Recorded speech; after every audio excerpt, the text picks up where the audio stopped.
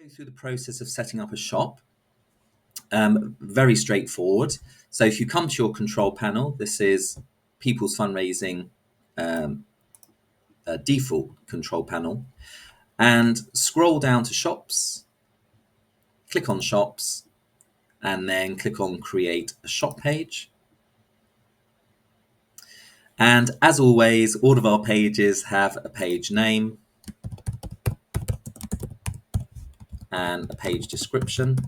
People don't read a lot, so keep the description short, succinct, meaningful. On all of our pages, you can display the total that's generated on the page, the total number of supporters who have purchased, and also you can display the share button. And each of your pages has its own unique page URL.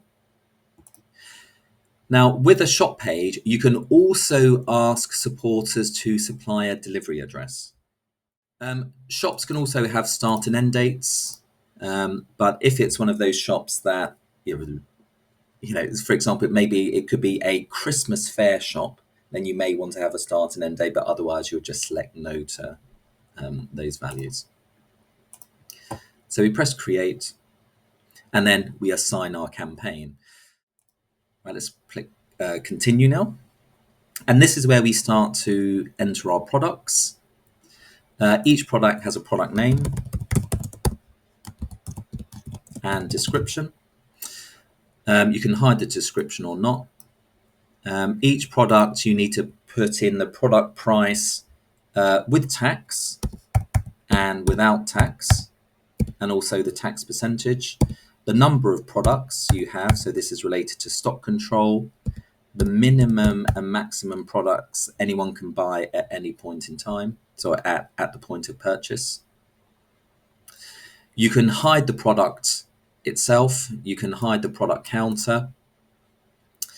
Now, there's this setting that says, do you want to attach the product to every purchase? So if you have a product that requires postage and packaging, okay, whereas you want to identify the postage and packaging separately. So if your product costs $3.99 and the postage and packing is $2.99, you don't want to lump the $2.99 with the $3.99, then you can create a product PMP, product postage and packaging, maybe it's £3, and then you would attach it to every single purchase. Now, when somebody goes to buy a group of products or one or two products or a poetry book, that product will now be attached to the purchase. In this case, it will be postage and packaging. Okay, you enter your product sale start and end dates. So there may be some products that expire, maybe they're seasonal. And what is also cool is you can add categories. So what could be a category? So at the moment, a category is something that's, well, give me an example.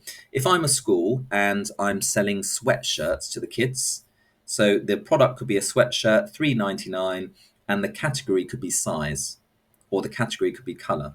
So what you do here now is you say category name, size, color, small, medium, large. Okay, and you can have up to 3 categories at the moment. So you could have color, red, green, blue.